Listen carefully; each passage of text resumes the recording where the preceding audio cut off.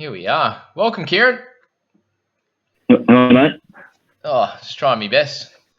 Here we are, guys. We've got Kieran here. He's currently in a pretty high spot on the ladder. So just popped up number one in the rankings, and then we slide down a little bit further. All we have to go is down to 41, and we see Kieran's team. So congrats, mate, so far. No, cheers. No, cheers. It's all you're doing, mate. You've helped me out heaps this year, so credit to you. I'll take full credit to the boys. I'll take 10%, 90%. Talk me through it, mate. Where were you ranked round one? Round one, I wasn't looking. I was looking to write about 4,000-ish, and then just slowly round two, 3,000, then round three, 1,000, and then obviously this week we're up to 41. So Crazy. No, it's been good. I've been enjoying watching these boys play and get good results, and no, it's been all in all a real fun year so far. Touch wood. So. Yeah, well, what 11? Yeah, 1,132 this week. That's going to bump you up some ranks, that's for sure. Yeah, no, it was pretty good, with Tino finally hitting a bit of form, and then guys like Munster, 68, can't complain, and Kryson back to his what he normally should be getting around there, and obviously Big Puppy, can't go wrong with 124 points. So. Cleary and Pat back, hey, that always helps. Yeah, exactly. You have Lido, Alvaro, Brayley, Formano. Yeah. No, awesome. Yeah, it's just, I think that just shows for people that, even if you're struggling in the first couple of rounds, all it takes is one real big round for you to really bump up those ranks, because everyone's pretty close at the moment. You're 4,028, and we'll go to the leader, and he is 4,132. So not much between you and number one. And then even look, this is on my alternates team, but I'm only 270 or something, 260 behind the leader. Crazy. So yeah, you only need a good week or two, and you're right up there. So for sure. There you go. Did you say it was only your second year playing too? Is that right? Yeah. So last year I was a big rookie, knew nothing about fantasy. I was just like, okay, I like watching this player. I'll pick him. Yeah. So it was a bit of a doozy of a year, but once I started getting the hang of it, and which players are which and who does well fantasy wise, I started to go right towards the back end. But definitely a lot of learnings out of last year, and yeah, exactly. What who are some of the guys that have really propelled you from the start? Have you made many trades, I should say? No, I've only made 2 trades. Oh, awesome, even better. Through 4 weeks. So this is pretty much what you're looking at. Is pretty much my team I had from day one. And so you brought last week Walker. Obviously Walker and Fuimaono. So I traded out Croker and Averillo, just because Averillo, as we all know, isn't doing too much, and I don't see him having too much upside in terms of making cash for me. So yeah, that's fair enough. I decided just to let him go, and obviously Sam Walker's done exactly what everyone thought he would do, and get us some cash and score some good points. And with Fui, I just thought he's inconsistent, but the odd, I don't know, 50 that he would score like last year, but then it comes back down with the odd 20 he'll score. So I'm just hoping he'll hit a few more lucky 50s this year and whatnot. But yeah. So what I'm noticing, no Schuster, hey? Nah, I kind of caught onto the bandwagon too late. I was umming with myself about whether I take him, and I made the mistake of taking Croker over him, and I really should have probably just waited that one extra week and traded for Schuster when I could, instead of waiting. He ended up making a bit more cash, and then because I didn't really have much cash in the bank to go, trade out Averillo for Schuster, because he kind of risen in cash by then. I only had about 10, 15K left over at the start, so I didn't really have much money to play with. So yeah, and I suppose you look at it and you got Bird, Roberts, Tessie, so you had your centre cover. Okay, you probably would have had to trade one of them out, and lose your centre cover to bring in Schuster, I suppose, which Well, I was looking at getting rid of Bird, but at the same time, I think he could definitely propel himself and be a 40 point scorer this year. So yeah, well, since Roberts, after the bad round one, what do you get, 40-40 or something like that? 35-40? Yeah. I think 40 on the dot. Yeah. Yeah. What are you thinking of doing this week? Was there any trades you're thinking? No, not really. I'm pretty happy with what I've got at the moment. Touch wood, no injuries this week, and we can just get through another one. And I'm kind of just waiting to make some more moves. My eventual goal is to upgrade Tino to Tohu, Yep. just so I can have a bit of security there. Guaranteed 60 points pretty much every week. It's crazy, But isn't in he? that, So consistent. yeah. Whether So it's a I'm try doing that. assist or a try, he just does one thing each week just to sneak the 60. Yeah. Yeah, but but then the other thing is with that, I don't really have much cash just in the bank. I've got like 20k, so I'd have to potentially wait for, I don't know, like a new or a lid to make a bit more cash and trade down to like a cash game like Sean Bloor when he comes back, or just top of my head, Sean Bloor. Yeah, so I think, did they say maybe like round 8 or 9 for him? Yeah, which is a while away. Yeah. Yeah, and I suppose you got a bunch of cashies. The only one that's not really going to make you any money at the moment is Simonson. Oh yeah, I know that. No, he's just sitting there gaining dust.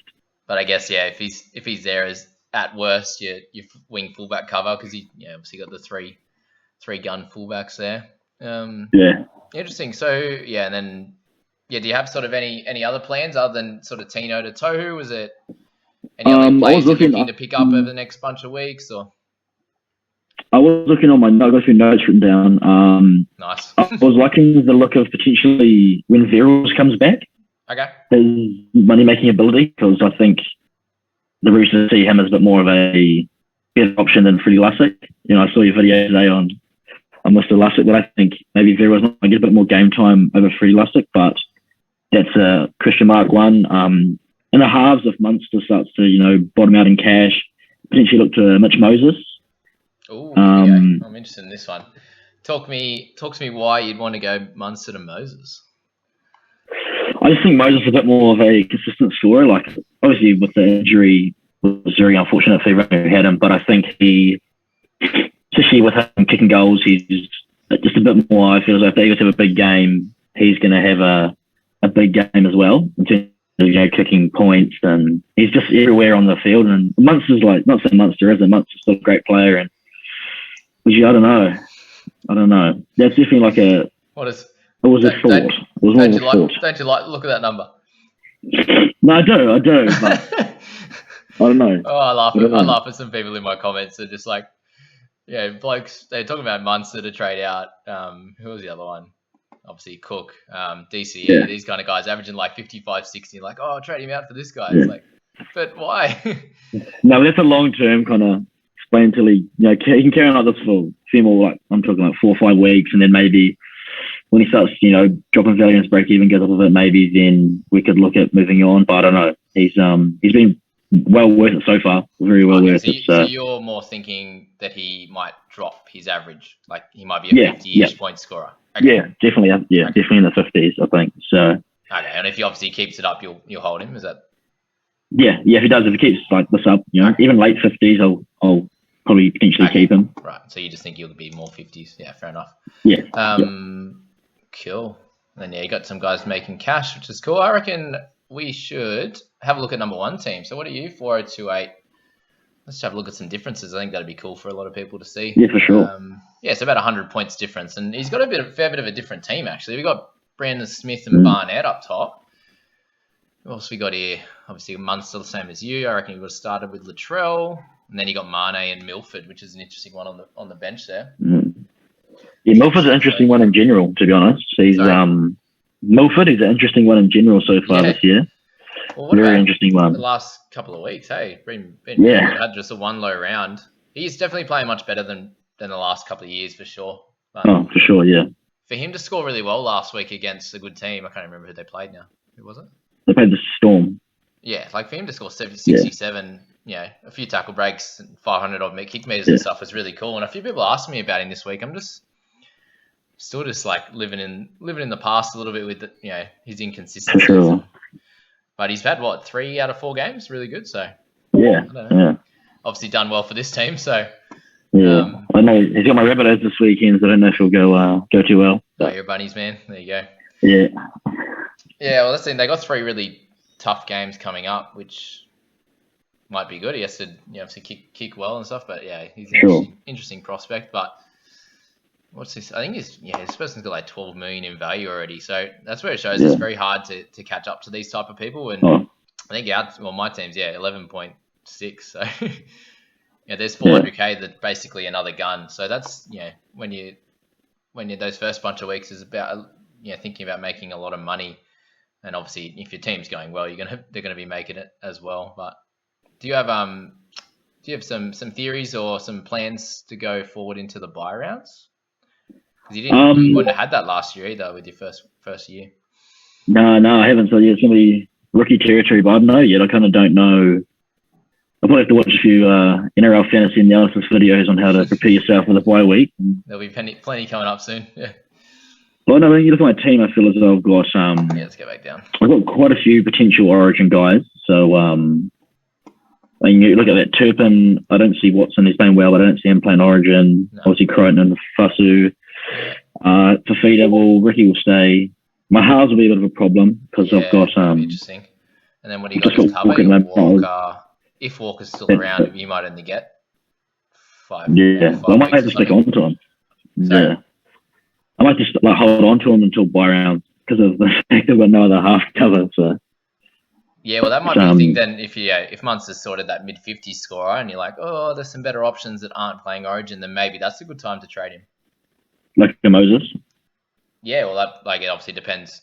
We'll have to put up who's playing round 13, for example. But then maybe that's a good idea, and then you can hold on to Cleary, obviously. Yeah. Because that'd be tough if you're missing both those halves. You gun halves, it's tough. Yeah, for sure. To field a full 17 anyway, or close to it. What else you got? Yeah, so there's a bunch. And then you got obviously Teddy and Pap should probably play, you'd imagine. Yeah, for sure they will. So you might have to pick up another gun wing fullbacks to cover. Yeah. Which would be interesting. What about Brayley? What are your thoughts on Brayley potentially making Origin? Yes, no? Jaden? Nah. You don't reckon? He's New South Wales boy, isn't he? Yeah, they're Southo boys, I think. Yeah. Nah, what, over Cook? Oh, yeah, no, my bunny's boy. I can't let my bunny's boy down like that. Shouldn't have said that. Come on, we know he plays better in Origin than he does for the bunnies, I reckon. For sure. Behind a good pack and out with Teddy and stuff, it's crazy. Okay, so there's some interesting things to think about, and what are we, round 5 now? It probably would be smart to start thinking about if you're trading in some of these players, going, okay, do they play Origin? Are they going to play round 13? Yeah. And start to think about that. I think is ideal. Sure. There's only 2 buy rounds. Previous years has been 3. Yeah. Which has made it pretty tough. So it'll be a little bit easier to sort of hold a couple of these guns. But and then some other thoughts are around these sort of mid-range guys like an Alvaro or Fui, those types of guys. You could probably trade them in a few weeks when they bottom out in they peak in price. But sure. If have a look into do they play round 13, maybe you can hold them till 13 and then move on then. Yeah, for sure. Obviously that's what 8-9 weeks. I'm pretty sure the Dragons do play. Sorry. I'm pretty sure the Dragons do play first buy round. That's all right. It's still a little bit far away to have a look, but for sure. Yeah, they could be really they're going to be your 40-point scorer that could help you out in that first buy round, and and when people have traded them out in round 8 or 9, and it's like shit, I should have kept them. Yeah, so for when sure. you're doing trades, probably smart to have a little think about that. There you go. Do you have any questions for me while you're here? You may as well. Harry Grant. What are we thinking about Harry Grant? Well, a couple more weeks. I don't know. Do we think he'll play this week? I'm not sure. I don't think. I think if you're a Brandon Smith owner, I reckon you hold on to him for one more week and hope he makes a bit more money, and then cash in on Mr. Grant. But I had him last year, and he was a stud for me last year. Oh, incredible. So hopefully he does the same this year. Potentially, the same time if I pick him up, who do I get rid of? Turpin maybe. Let's have a think about that then. Do you think he's someone you're going to want? Harry Grant potentially, yeah, he's on my hit list. Yeah, I wouldn't mind having Harry Grant. Well, what do you got? Little, Brayley, Turpin. The smartest thing would probably be to have only 3 of them. I'd say 3.